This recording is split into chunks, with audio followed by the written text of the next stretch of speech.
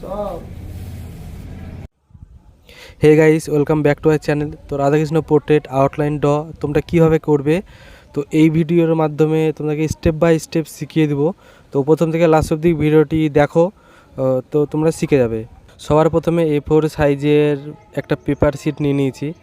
আর আমি যে পেন্সিলটা ইউজ করি সেই পেন্সিলটা হচ্ছে স্ট্যান্ডার্ড গ্রাফাইট 0.5 একটা পেন্সিল। এই পেন্সিলটা আমি ব্যবহার করি, তোমরা দেখতেই পাচ্ছ। তো আমার চ্যানেলে নতুন হয়ে থাকলে সাবস্ক্রাইব করো আর পাশে থাকা বেল আইকনটি অন করে দিও। চলো তাহলে ভিডিওটি শুরু করা যাক। তো তোমরা প্লে স্টোরে গিয়ে গাইড মেথড অ্যাপ সার্চ করে ডাউনলোড করে নেবে। তো আমি ডাউনলোড করে নিয়েছি। ডাউনলোড করার গাইড মেথড অ্যাপে ক্লিক করবে। ক্লিক করার পর উপরে দেখবে এক আইকন আছে, তো আইকনটা ক্লিক করবে। ক্লিক করার পর ওরিয়েন্টেশনটা ভার্টিক্যালি রাখবে আর পেপার সাইজটা এভাবে রাখবে, দিয়ে ওপেনে ক্লিক করবে।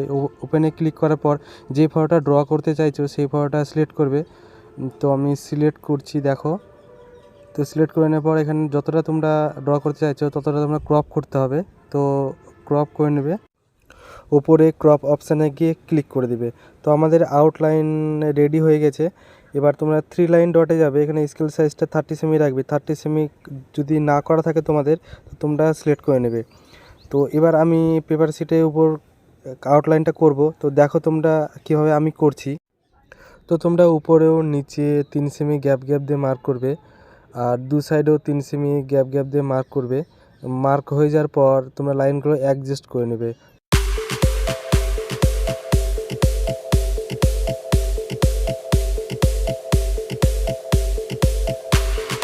তোমরা ওপর থেকে দেখবে আর সাইড থেকে দেখবে কত নম্বর বক্সে আইব্রো আছে। তো সেই আইব্রো থেকে তোমরা স্টার্ট করবে।